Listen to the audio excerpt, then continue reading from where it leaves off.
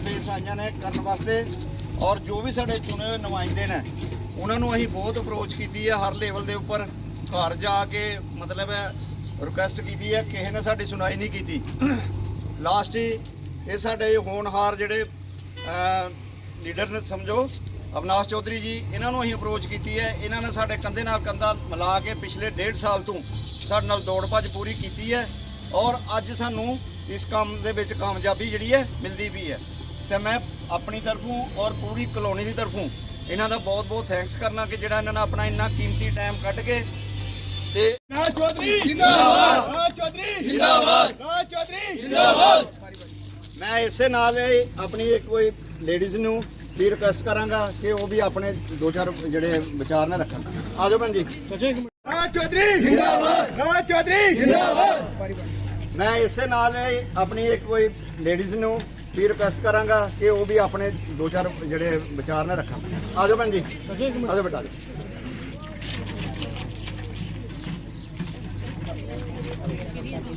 Madam ਜੀ ਆਓ।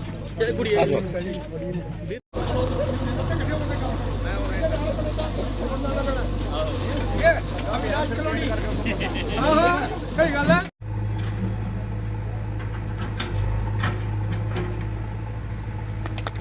ਅਵਿਨਾਸ਼ ਚੌਧਰੀ ਜਿੰਦਾਬਾਦ, ਰਾਜ ਚੌਧਰੀ ਜਿੰਦਾਬਾਦ, ਰਾਜ ਚੌਧਰੀ ਜਿੰਦਾਬਾਦ। ਫੋਨ ਸੁੱਟਿਓ।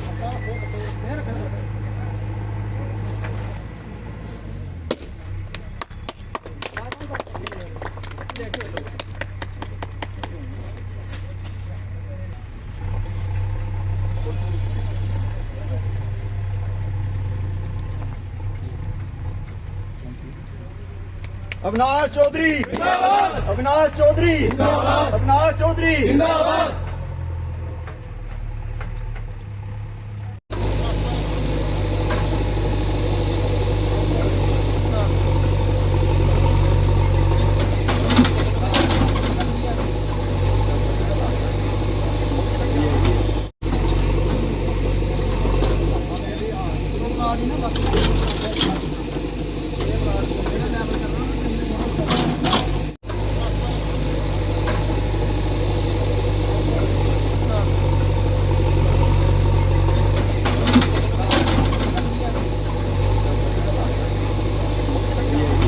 प्रॉब्लम ही साडी गलियां काफ़ी टुटी दी हाँ बड़ा मुश्किल होंदा बच्चे स्कूल जाने का सानू भी बड़ी प्रॉब्लम होंदी ही। अविनाश सर उनका थैंक यू है बड़े थैंकफुल हैं कि इन्होंने काम शुरू करवाया तो साड़ी जो भी इन्हें सपोर्ट करके मेरा फर्ज है। हम यहाँ पर रह रहे हैं और यहाँ पर लाइक गलियाँ बिल्कुल चलने लायक नहीं थी है ना। और जब बारिश आती थी जब स्कूल जाते थे कोई भी काम करने के लिए जाते थे तो वहाँ चलने का रास्ता नहीं रहता था। हम बहुत बड़े सरपंच सर के पास गए फिर उन्होंने फाइनली यहाँ मिट्टी डाली उनको भी हम थैंक यू बोलते फिर वहाँ भी फिर से काम बंद हो गया। और अभी अविनाश सर ने फिर से यहाँ गलियों का और नारियों का काम शुरू करवाया था हम उनको थैंक यू बोलते सर थैंक यू सर। बड़ी प्रॉब्लम ही साडी गलियां काफ़ी टुटी दी हाँ बड़ा मुश्किल होंदा बच्चे स्कूल जाने का सानू भी बड़ी प्रॉब्लम होंदी ही। अविनाश सर उनका थैंक यू है बड़े थैंकफुल हैं कि इन्होंने काम शुरू करवाया तो साड़ी जो भी इन्हें सपोर्ट करके मेरा फर्ज है। मैं अविनाश भैया का तहे दिल से अभिनंदन करता हूँ कि उन्होंने यहाँ पे अपना कीमती समय निकाल के जो हमें ये उपलब्ध बख्शा है कि मतलब हमारी कॉलोनी में आने के लिए। सबसे पहले बात ये है कि हमें बाहर एक चीज़ सिखाई जाती है कि करो या मरो, उससे पीछे हटने के लिए हमें बोला नहीं जाता। और तकरीबन आज से 10-12 साल पहले हम ये समस्या से जो जूझ रहे थे तो हमने हर किसी का दरवाज़ा खटकाया, चाहे वो सरपंच साहब है, चाहे वो BDC है, चाहे वो DDC है और ऊपर तक सभी ने हमें दिलासा देके वापस कर दिया कि आपका काम इस ईयर में लग जाएगा, अगले साल लग जाएगा, उससे अगले साल लग जाएगा। ये सुनते सुनते हमें तकरीबन 10 से 12 साल हो चुके हैं। अब लास्ट 1 साल से अविनाश भैया के पास हम गए, इन्होंने अपने घर पे हमारी समस्या सुनी, हमें बैठाया, अच्छे से स्वागत किया और हमारी प्रॉब्लम को समझा। समझने के बाद वो कॉलोनी में आए, हर घर में घूमे। जब उन्होंने समस्या सुनी और प्रॉब्लम को समझा, वो 1 साल से तकरीबन हमारे साथ सर्वाइव कर रहे हैं लगातार। सांबा डिस्ट्रिक्ट जाना है, एक्शन के पास जाना है, किसी भी ऑफिस में जाना है, उन्होंने कभी भी ये नहीं देखा कि मेरा यहाँ पे वो हो रहा है या वो हो रहा है। उन्होंने लगातार कंटिन्यू अपना संघर्ष किया, हर किसी का दरवाज़ा खटकाया और हमें अपने साथ लेके चले हैं। और मैं लास्ट में उन्होंने फाइनली ये काम के लिए अप्रूव करवाया। मैं समाज को एक मैसेज देना चाहता हूँ कि आप लोग हमेशा ये जब भी कोई चीज़ स्टेप लेते हो वो सोच समझ के लिया करो कि हमारे युवा भाई आगे किसी भी इवेंट में अगर खड़े होते हैं तो प्लीज़ उनका कॉर्पोरेट साथ करो। जो बंदा बिना पावर के इतना काम करवा सकता है, इतनी ऊपर तक पहुंच रख सकता है, वो आने वाले टाइम पे बहुत कुछ कर सकता है। आज आपने सुना होगा बड़ी बेमनापल्ली पंचायत का नाम आता है। मैं आपको प्रॉमिस दिलवाता हूँ कि आने वाले टाइम पे चरचुलारिया पंचायत का नाम भी 1 नंबर पे होगा। अगर आप मौका दोगे ऐसे भैया को कि काम करने के लिए, लेकिन आप फर्स्टली मौका तो दो उनको। जब तक आप किसी को मौका नहीं दोगे उनका तब तक आपको नहीं पता चलेगा कि वो काम कैसे कर सकते हैं। मैं ये रिक्वेस्ट करता हूँ, आने वाले समाज को एक मैसेज देता हूँ कि आने वाले टाइम पे इनको मौका दो, और मौका देने के बाद आप फिर देखना कि आपकी पंचायत कहाँ से कहाँ तक आई है। इसी के साथ मैं भैया का बहुत बहुत धन्यवाद करता हूँ। Thank you. लिंक रोड का जो शुभारंभ है विधि अनुसार हम कर रहे हैं सारे यहाँ निवासियों के साथ।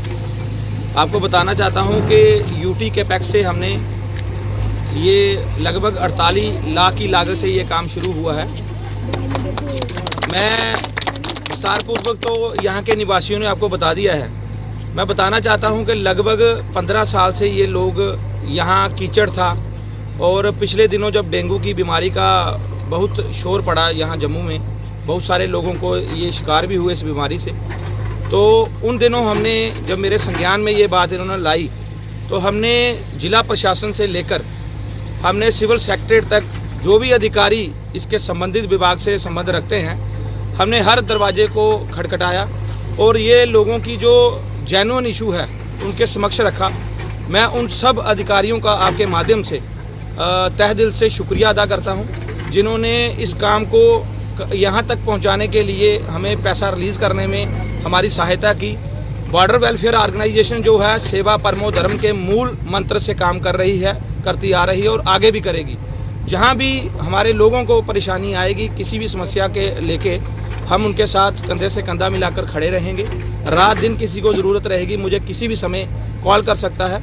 मानवता के आधार पर हम सबका फर्ज बनता है कि हम एक दूसरे के साथ मिलजुल कर कोई भी समस्या आती है उसके निवारण हेतु हम कदम उठाएं। तो ये ऐसी कोई बात नहीं है कि कोई भी काम रह सके।